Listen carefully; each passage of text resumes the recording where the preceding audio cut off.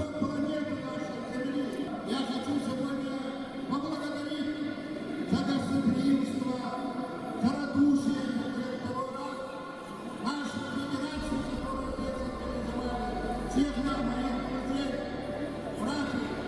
Спасибо вам огромное.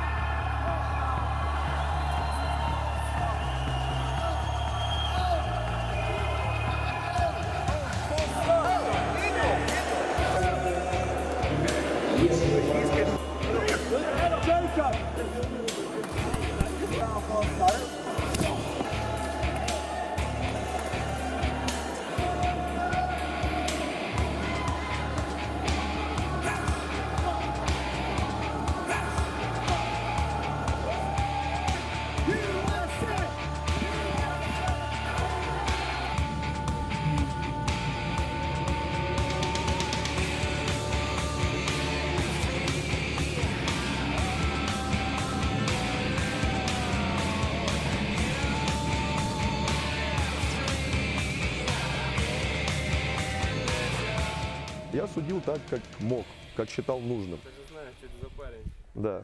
И я как считал нужным, да, вот в этой ситуации. Если кто-то, были еще 10 судей, которые сидели впереди, которые контролировали, правильно? Я выступал второй раз, первый раз был третьим, был в Якутске в 2014 году. На этот раз более-менее удачно для меня. Я занял первое место. Ощущение, конечно, как говорится, победитель.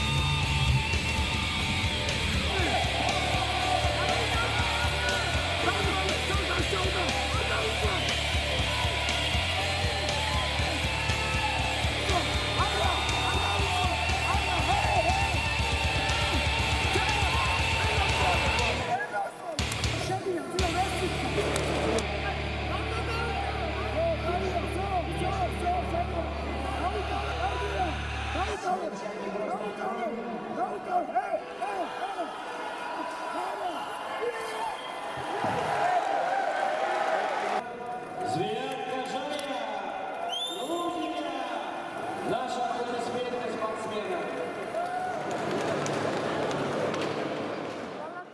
Желание было и цель победить непобедимого, конечно. Это всегда мы так ставим перед собой цель. На соревнования я всегда еду с тем настроем, чтобы выиграть в первую очередь, да, конечно. Зная, что Виктор будет настраиваться на победу, естественно, да, и он будет в хорошей форме. Мы тоже готовили сильно.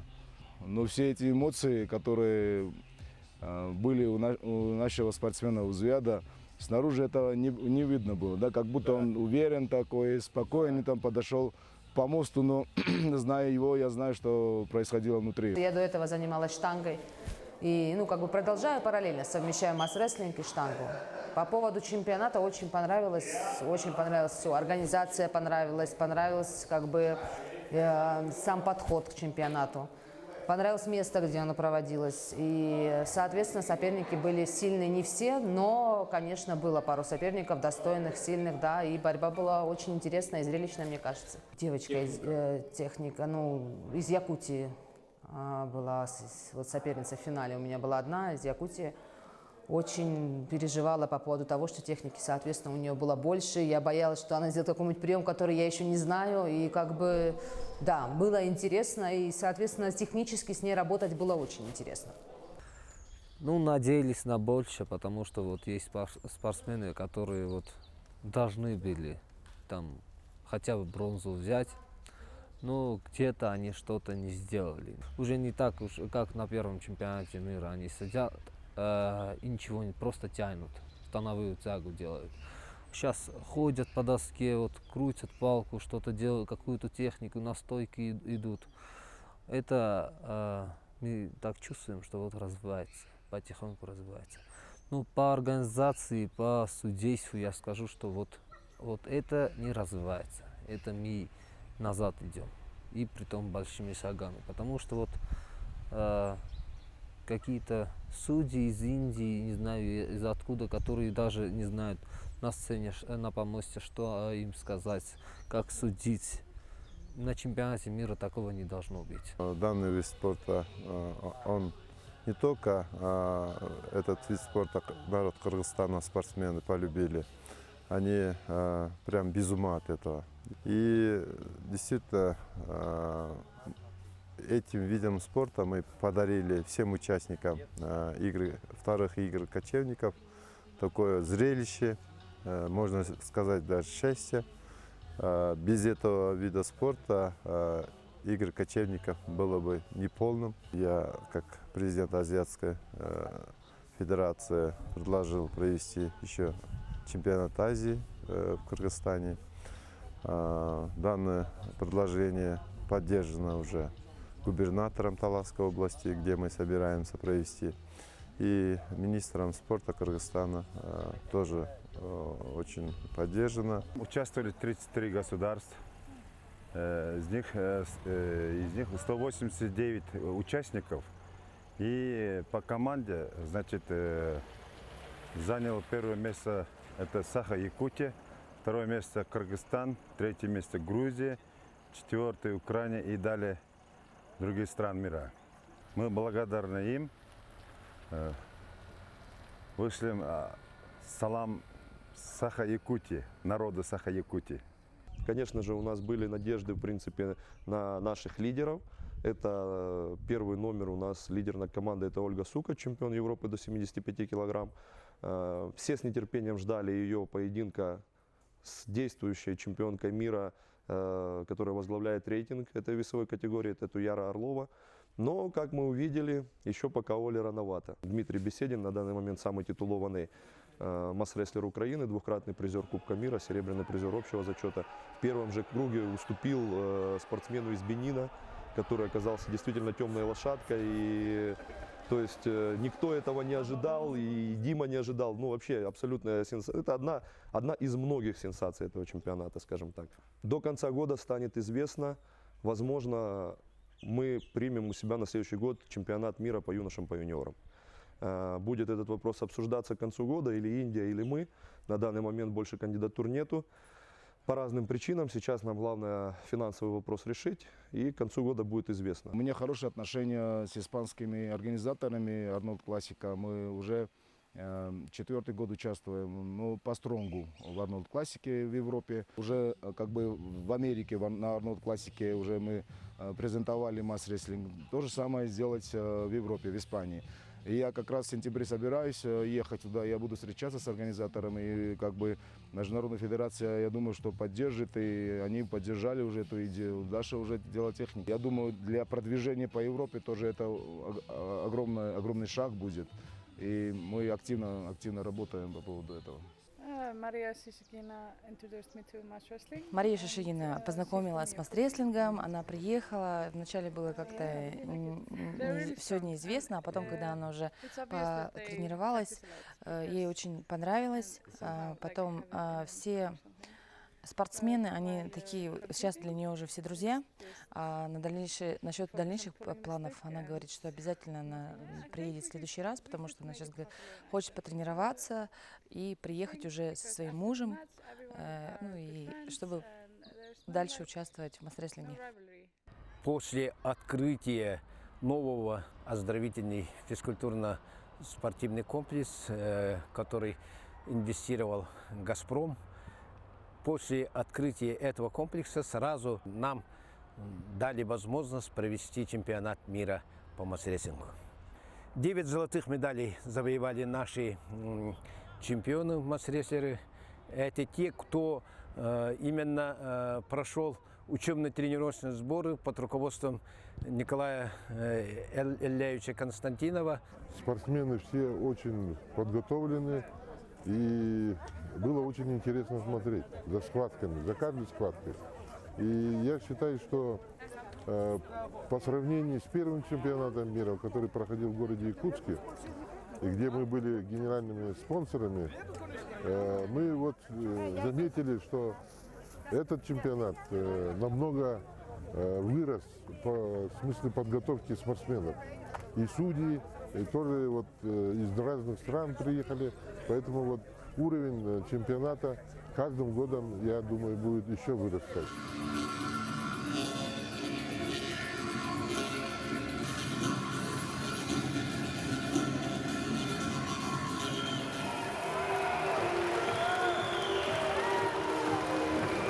Сегодня и вчера на этих соревнованиях приняли участие около 200 сильнейших людей нашей планеты со всех континентов нашей Земли. Из 33 государств. Вы видите, какие сегодня сильнейшие спортсмены приняли. И география расширяется. И мы надеемся, что масс-рестлинг обязательно станет олимпийским видом спорта. За это мы должны бороться. Мы пока предлагаем по Европе создать 3 комитета. Это Западная Европа, Восточная Европа и Южная Европа. Проект у вас на руках имеется.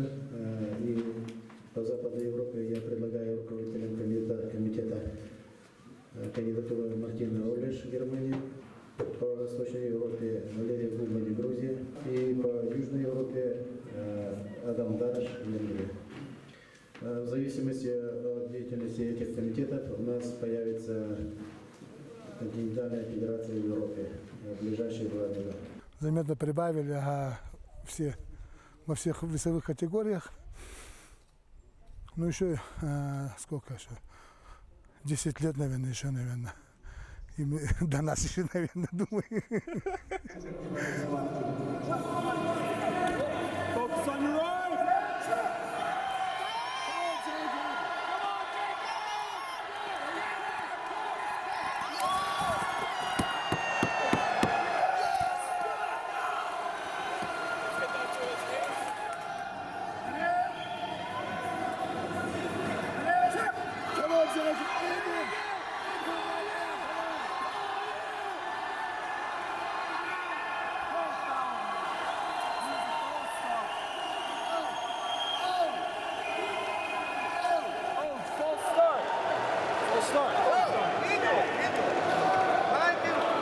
Валерий, Заявлен журналист.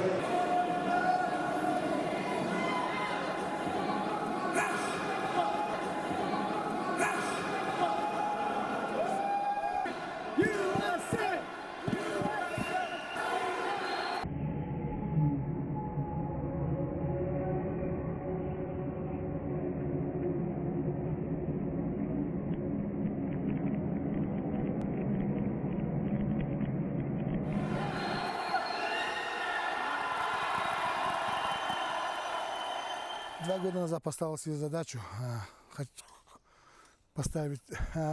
выиграть и большого, уже на уровень, на такой уже как-никак уже 47 лет, это, я думаю, нормально, красиво так уйти, не вообще уйти, а просто выступать, но не на таком уровне, например. И на будущий год у нас намечаются игры Манчары, поэтому буду, наверное, все равно представлять свой родной Улус Амгинский среди ветеранов.